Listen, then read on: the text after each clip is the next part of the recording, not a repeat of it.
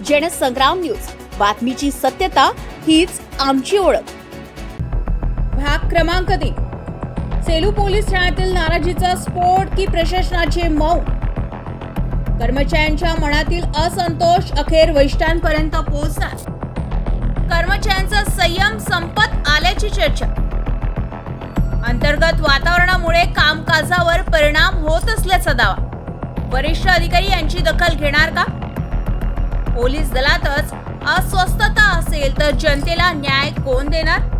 Selu police ठाण्याबाबत सुरू असलेल्या चर्चांनी आता नवीन वळण घेतल्याचं बोललं जात आहे। सूत्रांच्या दाव्यानुसार काही कर्मचाऱ्यांमध्ये वाढत असलेल्या नाराजीमुळे पोलीस दलातील वातावरणावर परिणाम होत असून हल्लीच एका कर्मचाऱ्यांनी विनंती बदलीचा अर्ज दिला असल्याची चर्चा पोलीस वर्तुळात रंगू लागली आहे।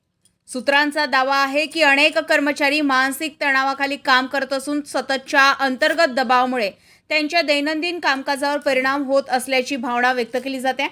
काही कर्मचाऱ्यांनी वरिष्ठ स्तरावर आपली व्यथा मांडण्याची तयारी सुरू असल्याची चर्चा आहे। यामुळे आता अनेक प्रश्न उपस्थित केले जात आहेत। जर पोलीस दलातील कर्मचारीच अस्वस्थ असतील तर गुन्हे तपास, कायदा सुव्यवस्था आणि नागरिकांना वेळेत न्याय देण्याच्या प्रक्रियेवर त्याचा परिणाम होणार नाही का? कर्मचाऱ्यांच्या अडचणींकडे वेळेत लक्ष दिलं जात आहे का?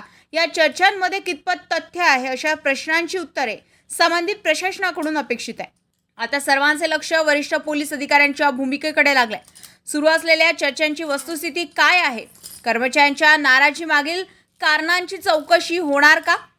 आणि परिस्थिती सुधारण्यासाठी कोणती पावले उचलली जाणार? याबाबत अधिकृत भूमिका समोर येणे आवश्यक असल्याचं मत व्यक्त केले जात आहे। जनसंग्राम न्यूज, वर्धा।